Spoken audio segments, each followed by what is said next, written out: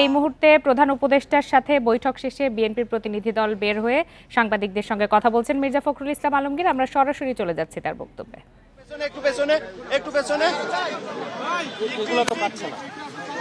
সাম্প্রতিক ঘটনাগুলোর পরিপ্রেক্ষিতে আমাদের জাতীয় স্থায়ী কমিটির সবাই সিদ্ধান্ত হয়েছিল যে আমরা অতি দ্রুত প্রধান উপদেষ্টার সঙ্গে দেখা করে তাকে আমাদের উদ্বেগের যে বিষয়গুলো আছে সেই বিষয়গুলো তার সামনে আমরা তুলে ধরব। একটা দায়িত্বশীল রাজনৈতিক দল হিসেবে এটা আমাদের দায়িত্ব ছিল, আমরা সেই দায়িত্বটুকু পালন করেছি।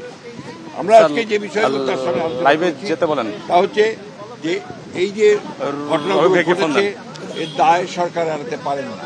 এই জন্যে যে সরকারের বিভিন্ন যে প্রতিষ্ঠানগুলো আছে, বিভিন্ন যে বাহিনীগুলো আছে, তাদের সামনেই এই ঘটনাগুলো একের পর এক ঘটেছে, যেটা আমরা মনে করি দেশের সার্বিকভাবে দেশের যে আইন শৃঙ্খলা পরিস্থিতি তাকে যথেষ্টভাবে বিপন্ন করেছে এবং ফ্যাসিবাদকে সুযোগ করে দিয়েছে তাদের এই সম্পর্কে একটু কথা বলার।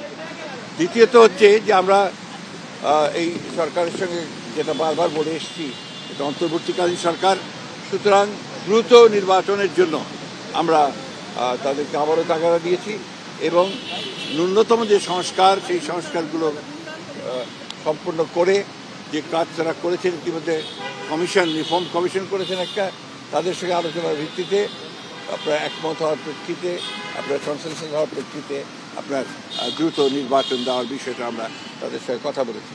আমরা প্রশাসনে যে সমস্ত ব্যক্তি এখনও যারা দোষর ছিলেন ফ্যাসিবাদের এবং যারা ক্ষতিগ্রস্ত করেছেন বাংলাদেশকে সামগ্রিকভাবে, তাদেরকে আইনের আওতায় আনার জন্য এবং একই সঙ্গে তাদেরকে প্রশাসন থেকে সরিয়ে দেওয়ার কথা আমরা বলেছি। আমরা যারা অর্থনৈতিক ক্ষতি করেছে, লুট করেছে, যারা লুণ্ঠন করেছে, তাদেরকে আমরা আবারও ফিরিয়ে আনার জন্য, টাকা ফিরিয়ে আনার জন্য একই সঙ্গে তাদেরকে আইনের আওতায় নিয়ে আসার জন্য আমরা সেটা আবেদন করেছি। আমরা একই সঙ্গে যে কথাগুলো বলেছি তা হচ্ছে যে বিগত 15 বছর 16 বছরে যে মিথ্যা মামলা দিয়ে রাজনৈতিক নেতা কর্মীদেরকে যে হয়রানি করা হয়েছে, সেই মামলাগুলো প্রত্যাহার করার ব্যাপারে আমরা নীতিগত সিদ্ধান্ত কথা বলেছি। তারা একমত হয়েছেন, তারাও আপনাদের সামনে কথা বলবেন, এই বিষয়গুলো তারা একমত হয়েছেন। আমরা দ্রব্যমূল্যের ব্যাপারে অত্যন্ত জোরালোভাবে বলেছি যে এই সরকারের অন্যতম প্রধান ব্যর্থতা হচ্ছে দ্রব্যমূল্য নিয়ন্ত্রণে না নিয়ে আসতে পারা। সেটা তারা বলেছেন যে তারা এগুলো কাজ করছেন, এই কাজগুলো তারা দ্রুত সরকার চেষ্টা করবেন। সব শেষে আমরা আপনার আইন শৃঙ্খলা পরিস্থিতির কথা বলেছি এবং একই সঙ্গে আমরা সব শেষে যে কথাটা বলা আবারও বলেছি যে আপনার এই একটা আপনার কি চলছিলেন অভিযান, আমরা অতীতেও অনেক অভিযান দেখেছি, সেই ধরনের কোনো পুনরাবৃত্তি যেন না হয়, অর্থাৎ কোনো ইনোসেন্ট মানুষ যারা আপনার যেন না হয় এবং এটা নিয়ে আবার যেন কোনো রকমের সমস্যা তৈরি করা না হয়, এই কথাগুলো আমরা অত্যন্ত জোরের সঙ্গে বলেছি। প্রধান উপদেষ্টা এবং তার সঙ্গে যারা ছিলেন তারা আমাদেরকে আশ্বস্ত করেছেন যে অতি দ্রুত তারা নির্বাচনের ব্যবস্থা করছেন এবং তিনি বলেওছেন যে ডিসেম্বরের মধ্যে তিনি নির্বাচনের ব্যবস্থা করে তারা কাজ করছেন। আমরা আশা করব যে জনগণের আশা যেটা আছে, প্রত্যাশা আছে যে অতি দ্রুত এবং একটা রোড ম্যাপ ঘোষণা করবেন তিনি, সেটার মধ্যে দিয়ে আমরা ডিসেম্বরের মধ্যেই নির্বাচন সম্পন্ন হবে বলে আমরা প্রত্যাশা করছি, জনগণও প্রত্যাশা করছে। এবং সেই সঙ্গেই আমরা যেটা বিশ্বাস করি যে গণতান্ত্রিক সরকারের যে আপনার ট্রানজিশন হবে গণতান্ত্রিক ব্যবস্থায়, সেটা অনেক সহজ হয়ে যাবে যদি আপনার একটা নির্বাচন অনুষ্ঠিত হয়। অনেক ধন্যবাদ। আমি আপনাদেরকে এটা দিয়ে যাবো।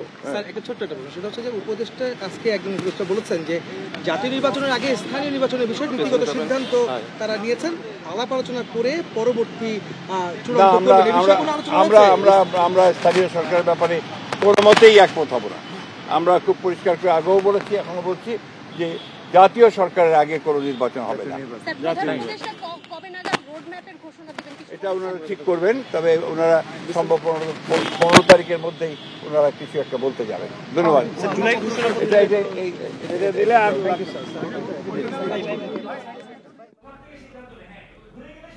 প্রধান উপদেষ্টার সঙ্গে বৈঠক শেষে বিএনপির প্রতিনিধি দলের পক্ষ থেকে কথা বলছিলেন বিএনপি মহাসচিব মির্জা ফখরুল ইসলাম আলমগীর।